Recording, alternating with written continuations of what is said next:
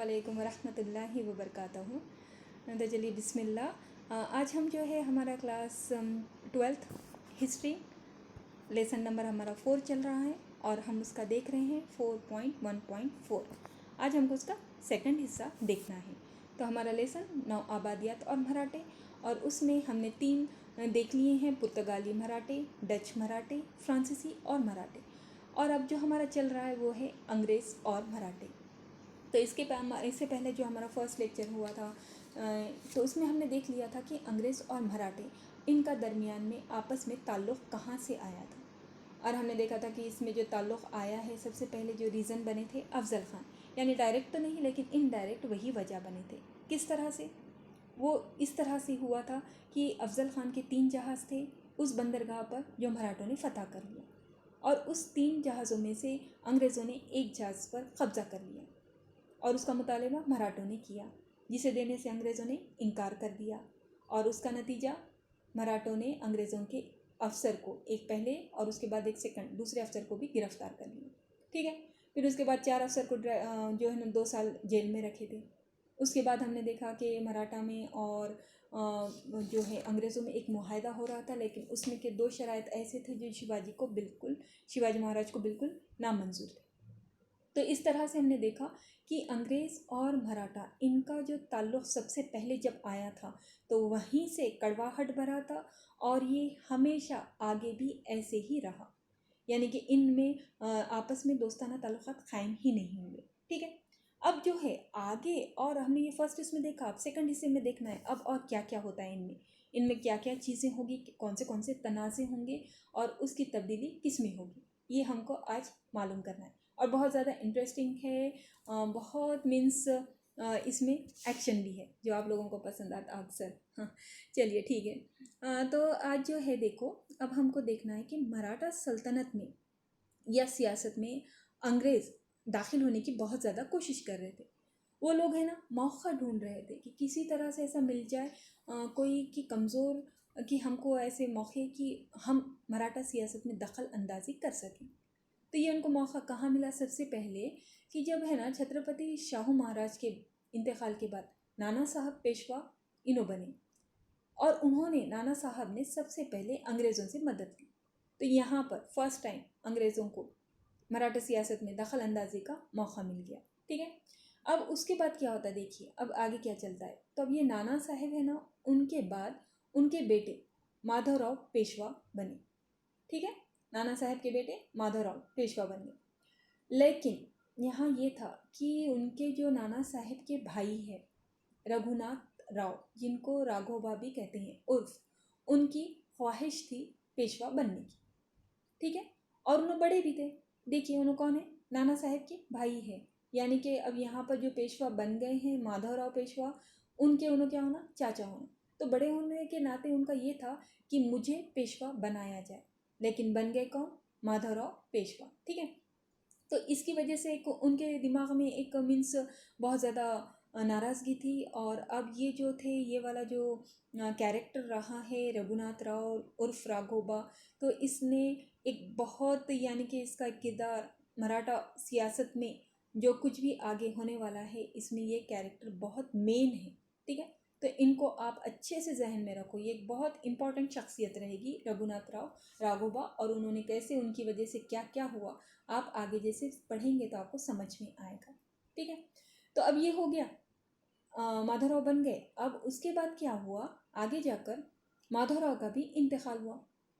ठीक है। अब माधवराव का इंतकाल होने के बाद अब लगा राघोबा को कि चलो अब तो एक तो गए, पहले तो मुझे नहीं बनाया लेकिन शायद से अब मुझे बना देंगे, अब मैं बनूंगा।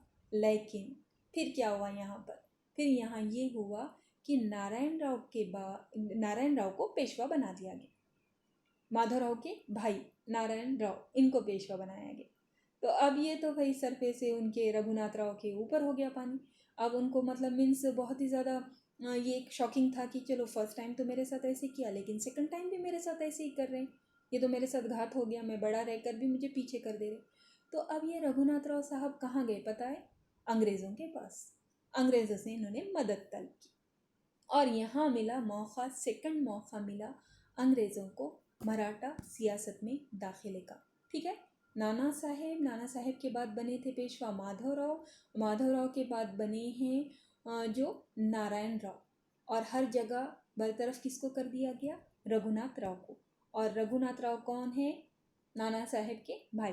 देखिए ये यहाँ पर उनका जो शजरा होता है उसमें से आपको समझ में आएगा कि किस तरह से सबसे पहले बालाजी विश्वनाथ, फिर उसके बाद बाजीराव अव्वल, और बाजीराव अव्वल से जो होते हैं तो उसमें है एक नाना साहेब, और नाना साहेब के 4 बेटों में से पहले बने माधवराव, इनो पेशवा बने, और उसके बाद नारायण राव। और उधर देखिए आप, बालाजी के जो है नाना साहेब मीन्स उनके भाई है रघुनाथ राव, जो पेशवा नहीं बन सके। यही यानी कि माधवराव के, नारायण राव के चाचा थे, और उनको पेशवाई नहीं मिली, और उसकी वजह से उन्होंने किससे मदद की? तलब की अंग्रेज़ों से। ठीक है, तो अब यहीं पर ये इसी दौरान क्या था, अंग्रेज़ है ना इसी दौर में थाने, वसई, विजयदुर्ग, रत्नागिरी वगैरह पर कब्जा करने की कोशिश कर रहे थे। और यहाँ पर उन्होंने कोशिश तो चल रही थी, लेकिन ये जो अभी हालात चल रहे हैं ना, तो यहाँ मराठा अभी कमज़ोर नहीं हुए थे। मराठा यहाँ पर अभी बहुत ज़्यादा स्ट्रॉन्ग थे। अभी वो अंग्रेज़ों का मुकाबला करने की बिल्कुल उनमें उतनी काबिलियत थी। किस तरह से? देखिए कि इस तरह से कि शुमाल में जो मुग़ल बादशाह थे तो उन्होंने शिंदे और होलकर के ज़रिए असर काम कर रहे थे, यानी मुग़ल भी मराठों की मदद के ज़रिए से उनकी हुकूमत चल रही थी। यानी मराठा अभी मजबूत थे, उनका एक असर व रसूख था, और मीन्स उन्होंने दुश्मन से अच्छा मुकाबला करने की पोजीशन में थे। तो अंग्रेज़ों ने ये सोच लिया कि अंग्रेज़ों के, ये बहुत चालाक थे अंग्रेज़, अंग्रेज़ों को ये था कि अगर ये मराठों को शिकस्त जब तक हम नहीं देंगे तो हम जैसा सही तरीके से इख्तिदार हासिल करना चाहिए हम नहीं कर सकेंगे। और उनको ये हासिल करने के लिए उनको मराठों के सियासत में शामिल होने के लिए, दाखिल होने के लिए जो सुनहरा मौका दिया तो वो किसने दिया था? रघुनाथ राव उर्फ राघोबा ने। तो यहाँ से उनकी पॉलिसी शुरू होती है। अंग्रेज़ों की कौन सी पॉलिसी? बहुत मशहूर पॉलिसी है, तोड़ो फोड़ो और हुकूमत करो। तब यहाँ उन्होंने फ़ायदा उठा रहे हैं। ये मराठा जो कमज़ोर हो गए, ये मराठों में आपसी मराठा कमज़ोर नहीं हुए, मराठों में जो ये आपसी अंदरूनी जो इख्तिलाफ़ात हुए और जिसने रघुनाथ राव को उन लोगों से अलग किया, और ये जो अंग्रेज़ों के पास गया ये रघुनाथ राव, इसका फ़ायदा पूरा फ़ायदा अंग्रेज़ों ने उठाया। अब क्या हुआ देखिए कि आगे जो है ये कोकन का एक इलाका था जो तिजारत के नुक्ते नज़र से ना बहुत ज़्यादा इम्पोर्टेंट था। तो अंग्रेज़ सोच रहे थे कि इस इलाके पर अपना इख्तिदार हासिल कर ले। तो अब ये जो रघुनाथ राव है तो उन्होंने उस तरफ कोशिशें शुरू की। रघुनाथ राव पेशवा बनने के लिए अंग्रेज़ों के पास पहुंचने वाला था। तो उन्होंने क्या किया, रघुनाथ राव को साथ लेकर अंग्रेज़ी फ़ौज मुंबई से पुणे के लिए रवाना हुई। यानी उनका था मकसद कोकन वगैरह फ़तह करने का। लेकिन पूना के नज़दीक ये जो है वडगांव, वहाँ पर अंग्रेज़ों का और मराठों का पहली लड़ाई हुई। ठीक है, वडगांव, ये मल्हार राव जो है बादशाह, मुग़ल बादशाह की जो मदद करने वाले हैं ये शिंदे होलकर, ये बहुत ज़्यादा पावरफुल है। ठीक है, तो अब ये जो अंग्रेज़ मराठा पहली लड़ाई हुई कहाँ पर हुई? वडगांव पर हुई। और ये वडगांव में जो लड़ाई हुई इसमें जो है पहली लड़ाई में अंग्रेज़ों को हार का मुंह देखना पड़ा, उनकी शिकस्त हुई। और इसके बाद जो एक मुआहदा हुआ, यानी जो भी जंग वगैरह होती थी उसके बाद एक मुआहदा होता था, वो था वडगांव मुआहदा।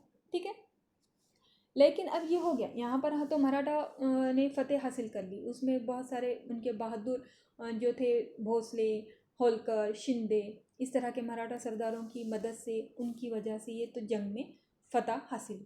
लेकिन ये हालात बाद में भी हो सकते हैं, इस तरह से अंग्रेज़ दोबारा हमला कर सकते हैं। ये चीज़ मराठा सरदारों ने भी पहचान लिए थे। उनमें से एक थे देखिए नाना फडणवीस। नाना फडणवीस ने सोचा कि इस तरह की लड़ाई और अगर आगे होगी तो उसके लिए हमें पूरा की पूरा तैयार रहना है। तो नाना फडणवीस ने ये किया कि 4 हुकूमतों का इत्तेहाद किया, 4 हुकूमतों को आपस में मिलाया कि हम उसके ज़रिए से अंग्रेज़ों को आगे जाकर शिकस्त दे सकते हैं। तो उनमें कौन कौन से थे देखिए, जो उन्होंने करे नाना फडणवीस ने 4, देखिए पेशवा, भोंसले, निज़ाम, हैदर अली, इन 4 हुकूमतों का इत्तेहाद किया था नाना फडणवीस ने। और इसका मकसद ये था आगे जाकर अगर अंग्रेज़ हम पर इस तरह का अगर कुछ करते हैं तो हम सब मिलकर उनका मुकाबला कर सकें। लेकिन फिर यहाँ पर अंग्रेज़ों ने अपनी तोड़ो और हुकूमत करो की पॉलिसी अपनाई। यानी कि ये जो बनाए थे उन्होंने पेशवाओं को लेके, भोंसले, निज़ाम, हैदर अली, तो उसमें से उन्होंने निज़ाम को अंग्रेज़ों ने अलग कर दिया। ठीक है, यानी 4 लोगों की दोस्ती हुई थी, उसमें से एक को उन्होंने तोड़ दिया और उन्होंने ये सोचा कि चलो अब एक तो निकल गया है, अब हमारे लिए दूसरों को भी तोड़ना कोई ज़्यादा मुश्किल नहीं है, इनका जो इत्तेहाद है वो हम आसानी से तोड़ सकते हैं। अब यहाँ एक देखिए कि जो इनके पास के रहे हैं एक वॉन हेस्टिंग्स, तो ये बहुत होशियार क्या कहेंगे ऑफिसर थे, बहुत होशियार अंग्रेज़ थे। इन्होंने है ना ये सोच लिया था कि हमको है ना मराठों को अगर हराना है तो उनका मुस्तकिल ख़ात्मा करे बग़ैर हमको मतलब जो हम जो चाह रहे हैं हमको वो हासिल नहीं होगा। अगर भारत में अंग्रेज़ों को अगर मुकम्मल इक़्तिदार हासिल करना है, मुस्तकिल इक़्तिदार हासिल करना है, तो इसके लिए मराठों को शिकस्त देना ज़रूरी है। ये वॉन हेस्टिंग्स से समझ लिए थे। ठीक है, तो इसके बाद क्या होता है कि निज़ाम ने जो अलग हो गया था तो उसके साथ है ना मराठों की एक जंग हुई 1795 में, उसको बोलते हैं खरडा की लड़ाई, और यहाँ पर मराठों ने निज़ाम को शिकस्त दे दी। अब देख रहे हैं ना, ये अंग्रेज़ों के साथ नहीं हुई। हाँ, अंग्रेज़ों के साथ अभी तक की सिर्फ पहली जंग हुई। अंग्रेज़ों के साथ 3 जंग होने वाले, उनमें से सिर्फ फर्स्ट हुई, और उसके बाद जो हुआ था मुआहदा बड़गांव का। उसके बाद क्या हुआ है, नाना फर्द नवीस ने 4 हुकूमतों को मिलाकर एक इत्तेहाद कायम किया, उसमें से एक निज़ाम भी थे, लेकिन अंग्रेज़ों ने निज़ाम को अलग कर दिया। नतीजा 1795 में खरडा के मुकाम पर जो खरडा की लड़ाई हुई थी वो निज़ाम के साथ मराठों की हुई थी, और इसमें मराठों ने निज़ाम को शिकस्त दे दी। ठीक है, अब लेकिन यहाँ पर देखो, यहाँ पर भी एक अंग्रेज़ अफसर है, उन्होंने जो है इस लड़ाई के दौरान मराठों की छावनी में थे। तो यहाँ उन्होंने क्या किए, जो जंग की टेक्निक है मराठों की उसका है ना बहुत बारीकी से मुताला किए। बोले ना हमने ये अंग्रेज़ बहुत चालाक थे, इन्होंने चुप ही इतने साल हुकूमत नहीं किए, तो उन्होंने बारीकी से देखा कि ये किस तरह से लड़ते हैं, कैसी टेक्निक इस्तेमाल करते हैं, क्या नहीं, और उसके पूरे उन्होंने टिप्स है ना आगे अंग्रेज़ों को दिए कि हमें है ना इनका इस तरह से करना है, इनकी ये टेक्निक है, ये कमज़ोर कड़ी है, ये मजबूत कड़ी है, उसके हिसाब से हमको भी अपनी पॉलिसी अपनानी। ठीक है, तो इसी बुनियाद पर आगे जाकर लॉर्ड वेल्सी ने मराठों को शिकस्त देने में कामयाबी हासिल की थी। तो ये इस तरह के ये अंग्रेज़ ना बहुत बारीकी से हर चीज़ को ऑब्जर्व किए। ठीक है, तो अब ये जो है, अब यहाँ पर क्या हो गया, अब उन्होंने तो पॉलिसी भी देख ली है, उनको सब कुछ पता भी चल गया मराठों को कैसे करना है, क्या नहीं करना है। अब क्या रह गया था, सिर्फ बाकी क्या रहा था, मराठों को शिकस्त देना, क्योंकि बाकी सब चीज़ें पता चल गई थी, उनकी कमज़ोरी मजबूती सब पता चल गई थी। तो अब ये मराठों को आसानी से तो हराना नामुमकिन था। तो आगे क्या हुआ, 3 लड़ाइयाँ हुई। 3 लड़ाइयाँ, फर्स्ट वन तो हो गई बड़गांव में, रघुनाथ जो पेशवा बनने के लिए जो गए थे उसका फ़ायदा उठाकर वो वहाँ पर हुई थी, जिसमें अंग्रेज़ों को शिकस्त हो गई। अब दूसरी जंग जो हुई थी, अब उसके क्या वजूहात थे। एक तो ये था कि नाना फरनवीस जो थे उनका इंतकाल हो गया, जो एक काबिल सरदार थे, जो दूरअंदेश थे, जो सही फैसले ले सकते थे। और उसके बाद जो पेशवा बने वो थे बाजीराव दुर्गम। अब बाजीराव दुर्गम जो थे तो अब उनके बारे में है कि वो मतलब उतने स्ट्रांग नहीं थे, उनको मुनासिब फ़ैसले लेने की, क़ुव्वत फ़ैसला लेने की जो कहते हैं ना वो चीज़ नहीं थी उनमें, उनमें एक दूरअंदेशी नहीं थी। और उनके साथ ही क्या हो गया था, उस वक्त ही ना बाजीराव दुर्गम और होलकर इनमें इख्तिलाफ़ात पैदा हो गए। ठीक है, और अब जो है ये बाजीराव दुर्गम और होलकर के जो इख्तिलाफ़ात थे वो तनाज़ा इतना बढ़ गया कि होलकर ने पूना पर हमला कर दिया, और इस हमले के डर की वजह से जो है जो बाजीराव दुर्गम है उसने है ना अंग्रेज़ों से पनाह हासिल कर ली। यानी कि इतना डर गए कि उन्होंने सीधा मराठों से जो मराठों के सरदार थे पेशवा बाजीराव दुर्गम, इनमें इतना डरे कि इन्होंने अंग्रेज़ों से मदद हासिल की और अंग्रेज़ों की पनाह हासिल की।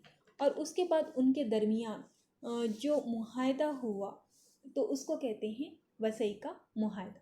ठीक है, यानी कि क्या हुआ देखिए, सेकंड जंग होने की क्या वजह थी, नाना फडणवीस का इंतकाल। सेकंड जो बने हैं अब पेशवा बाजीराव दुर्गम, ये जो थे बहुत कमज़ोर थे, मतलब इनकी क़ुव्वत फ़ैसला नहीं थी उनमें, और जैसे ही उनके और होलकर के इख्तिलाफात हुए और यशवंतराव होलकर ने पूना पर हमला किया, तो इन्होंने मंसूबाबंदी नहीं की, आपने मराठों से आपस में एक दूसरे से बात नहीं की, मराठा सरदारों से मदद नहीं ली, बल्कि सीधा इन्हों भागते हुए अंग्रेज़ों के पास चले गए और कहा कि मुझे बचाओ। वही कहूँगा, बचाओ, मैं इस तरह के ये मुकाबला करने के मैं काबिल नहीं हूँ। और अंग्रेज़ों को तो मौका ही चाहिए था, उनको तो हाथ लगे आ रहे हैं मौका। एक तो रघुनाथ राव आए, अभी ये सेकंड टाइम जा रहे हैं बाजीराव दुर्गम, तो उन्होंने अपनी रोटी अच्छी सेक ली। उन्होंने कहा ठीक है, हम बचा लेंगे आपको, लेकिन हमको भी बहुत सारी चीज़ें चाहिए। तो अब उनके दरमियान जो मुआहदा हुआ था वो था वसई का मुआहदा। और वसई का मुआहदा ऐसा मुआहदा था कि उसमें अंग्रेज़ों ने अपने फेवर की बहुत सारी चीज़ें बाजीराव दुर्गम से हासिल कर ली। और इसकी वजह से कैसा हो गया, ये मुआहदा करने की वजह से मराठा कमज़ोर हो गए। उन्होंने क्योंकि बहुत सारे उनके फेवर की चीज़ें कबूल कर ली थी, यानी मराठा सल्तनत की जो एक चाबी थी, जो मास्टर की थी, वो उनको मिल गई। और ये बात जो है होलकर शिंदे को बिल्कुल पसंद नहीं आई।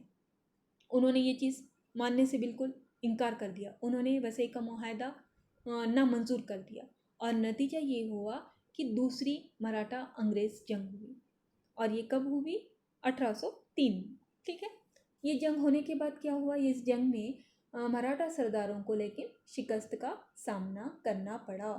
देखिए, अब उसके बाद नेक्स्ट जो हुई है, पेशवा बाजीराव दुर्गम के ज़रिए मराठा के जो अलग अलग इलाके हैं वहाँ पर अंग्रेज़ों ने बहुत ज़्यादा पैर फैला लिए, उनको बहुत ज़्यादा सहूलत हासिल हो गई।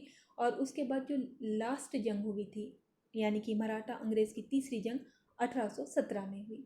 और इस जंग में भी मराठों को शिकस्त नसीब हुई। और इसके एक साल बाद ही, सिर्फ और सिर्फ एक साल बाद, ये जो इतनी शदीद जो जंग हुई थी जिसमें मराठों को अंग्रेज़ों ने बहुत बुरी तरीके से शिकस्त दे दी थी, उसके एक साल बाद 1818 में जो इतनी अच्छे से एक मराठा हुकूमत कायम हुई थी, वो उसका खात्मा हो गया। ठीक है, और पेशवा बाजीराव दुर्गम जो है वो कानपुर के एक भटोर में उसको बाकी की ज़िंदगी गुजारना पड़ी और उसको अंग्रेज़ों की जानिब से सालाना तनख्वाह दी गई। तो इस तरह से देखिए, अंग्रेज़ मराठा में 3 जंगें हुई है। पहली जंग जो हुई थी उसके बारे में हमने देखे कि वो कहाँ पर किसकी वजह से हुई। वो फर्स्ट रघुनाथ राव उर्फ राघोबा की वजह से। और उसके बाद जो मुआहदा हुआ था बड़गांव का, जहाँ पर पहली जंग में मराठों को फतह हासिल हुई। सेकंड जो हुआ किसकी वजह से, बाजीराव दुर्गम, इनकी वजह से हुआ। और इसमें जो उन्होंने किए थे वसई का मुआहदा, वसई का मुआहदा ये ना माना मराठा सरदारों ने। सेकंड जंग हुई, सेकंड जंग में मराठों को शिकस्त। उसके बाद लास्ट 1817 में तीसरी जंग हुई और 1818 में मराठा हुकूमत का खात्मा हो गया। तो इस तरह से मराठा और अंग्रेज़ के ताल्लुकात रहे हैं। मराठों के साथ अंग्रेज़ों को यानी कि बहुत शदीद मुकाबला करना पड़ा, यानी क्योंकि मराठा उनके टक्कर के थे। उन्होंने उनको बहुत आसानी से उनको हुकूमत काबिज़ करने नहीं दी। लेकिन ये हुकूमत काबिज़ कहाँ होती है, देखिए, जहाँ इत्तेहाद ख़त्म हुआ, यानी कि सॉरी, यानी कि जहाँ इत्तेहाद नहीं था, उस इत्तेहाद जो ख़त्म हुआ उस कमज़ोरी का फ़ायदा अंग्रेज़ों ने उठाया। यानी हम लोग अगर मुत्तहिद रहेंगे तो सामने वाले का मुकाबला कर सकते हैं, उसको शिकस्त दे सकते हैं। चाहे ये मराठों के मुतालिक हो, चाहे हमारे मुल्क से मुतालिक हो, चाहे हमारी कौम से मुतालिक हो। यानी हर जगह अगर आप हिस्ट्री के पिछले अगर पन्ने पलट कर देखेंगे तो कोई भी क्यों ना हुकूमत हो, चाहे मुस्लिम हुकूमत हो, चाहे मराठा हो, कोई भी हुकूमत हो, वहाँ पर अगर आपस में सब मुत्तहिद रहेंगे तो वो सामने वाले का सही मुकाबला कर सकते हैं और अपनी सल्तनत को बचा सकते हैं। लेकिन अगर आपस में ही अंदरूनी ही इख्तिलाफात पैदा हो जाएं, अंदरूनी ही अपने ही लोग अगर अपने पीठ पीछे छुरा घोंपने लगे, तो फिर उसका नतीजा क्या होता है, सामने वाले दुश्मन को एक खुला सुनहरा मौका मिल जाता है कि वहाँ पर दखल अंदाजी करे और उस पर काबिज़ हो जाए।